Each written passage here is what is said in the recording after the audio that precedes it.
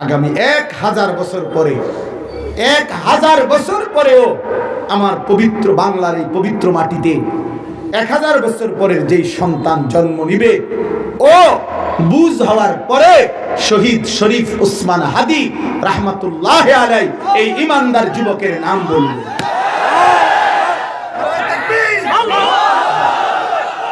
এটাই সত্য বাপ। এই যুবক ইমানদার ছিল।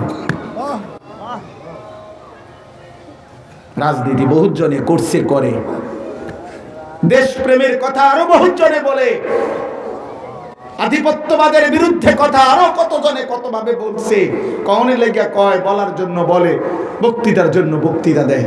কিন্তু এই যুবক কলিজায় যা লালন করতো, মুখে তাই বলতো। এই জন্য সে পাক্কা নামাজি ছিল।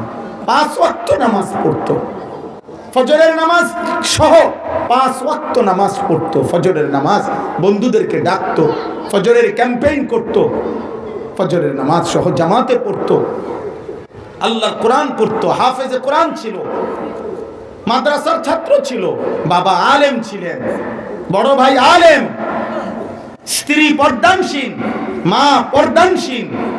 তার জবান দিয়া রাসূলুল্লাহ সাল্লাল্লাহু আলাইহি সাল্লামের হাদিস বিশুদ্ধ উচ্চারণ হইতো, মুনাজাত করত একদম বিশুদ্ধ ভাষায়। আল্লাহ তাআলা বলছে, যুবক আমি তো দেখলাম তোর ঈমান আর দেশপ্রেম, মাতৃভূমির আজাদির প্রতি, সার্বভৌমত্বের প্রতি, দেশের প্রতি ইঞ্চি মাটি সে বলছিল আমি হাদি, কেউ যদি না থাকে ভারতীয় আধিপত্যবাদের বিরুদ্ধে আমি একাই বলে যাব। এবং বলেছে আমারে গুলি না করা পর্যন্ত আমারে থামানো যাবে না, আমারে থামানো যাবে না।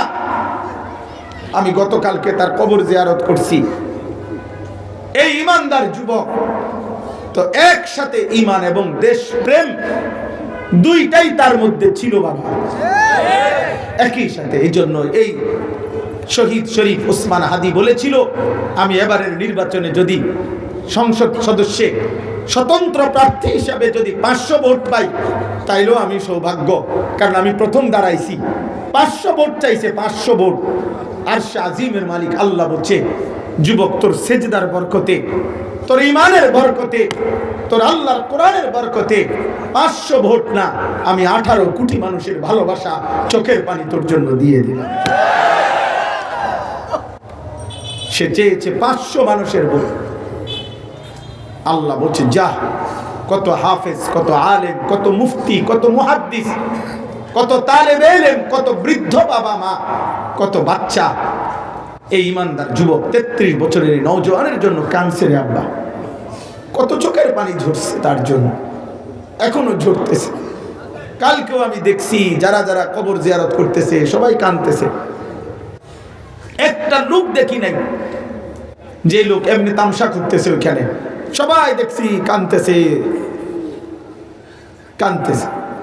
এই জন্য যুবক মরলে এমন মরাই মইর, বাঁচলে এমন বাছাই ভাইছ।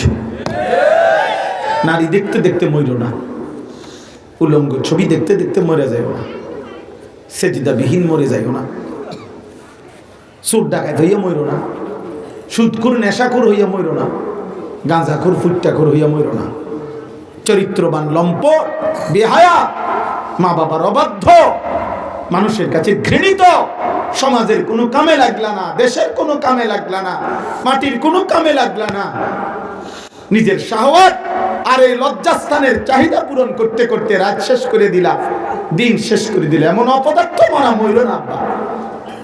তোমরা নওজোয়ান যদি না লড়ো, ঈমান যদি তোমরা না লড়ো ঈমানের জন্য, দেশের জন্য, মাটির জন্য, তাহলে আগামী দিনে ইসলাম, আগামী দিনে দেশ এগিয়ে নেবে কে? কে নেবে? তাই এই জন্য দয়া করে আমি সমস্ত যুবকের কাছে বললাম, আজকের থেকে গুনাহ ছেড়ে দাও। বলো ইনশাআল্লাহ, বলো নওজোয়ান ইনশাআল্লাহ। আল্লাহ তৌফিক দান করুন। প্রতি মুহূর্তে দরিয়ার মাছ দরিয়ায়, জাহাজ কিস্তি যেভাবে ভাসে, আমার দেশ সেভাবে ভাসতেছে। কে যে কি বলে, কে কি করছে, কে কি করতে চাচ্ছে, কিছুই বোঝা যায় না। নির্বাচন তো হবে, যাই হবে হবে, কিন্তু মাটি, সার্বভৌমত্ব, আজাদি, আমার ভূমির নিরাপত্তা, এটা তো মূল বিষয়।